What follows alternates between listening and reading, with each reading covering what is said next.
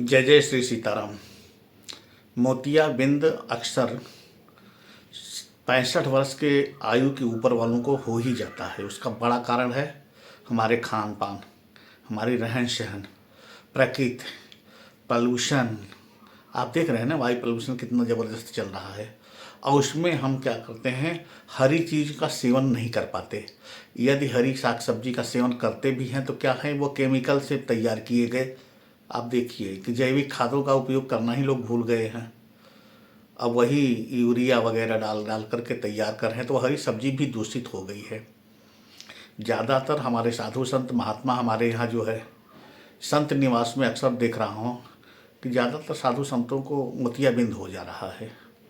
बड़ा कारण ये है, जो गृहस्थी से आए 2-3 साल के संत हैं हमारे यहाँ के आश्रम के, पूरी जीवन तो गृहस्थी में काट दिए। अब जब 60-62 वर्ष 65 वर्ष के हुए तो आ गए आश्रम में। स्वागत सबका है, राम जी का दरबार है। रामलला सरकार जब हैं अयोध्या धाम में तो सब तो उन्हीं के संतान हैं। लेकिन ये देखा कि खान पान का फर्क बहुत पड़ता है। मोतियाबिंद आजकल छोटे छोटे बच्चों में भी हो जा रहा है। ये भी एक आश्चर्य का विषय है।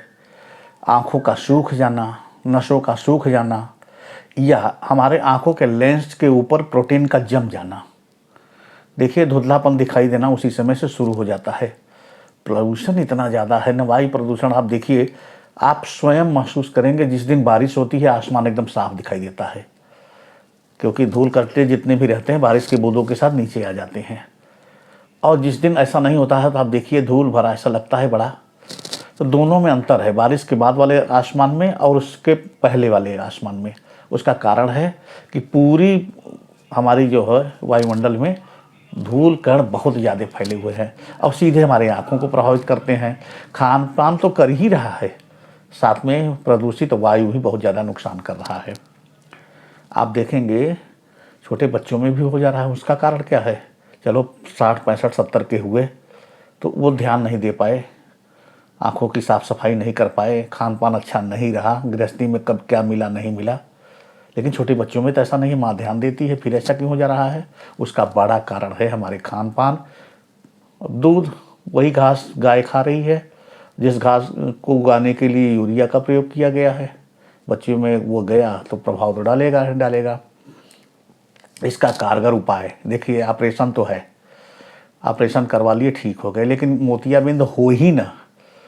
यदि आप 60 वर्ष के ऊपर के हो गए हैं तो कोशिश ये करिए, जो है अजमोद का एक पौधा होता है, उसके जो पत्ते होते हैं बड़े कारगर होते हैं।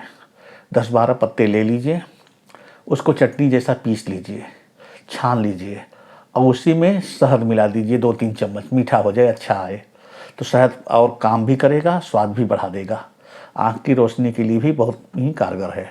तो ये जो है अजमोद के पत्ते और शहद दोनों को मिक्स करके 1 गिलास करीब करीब बना लीजिए।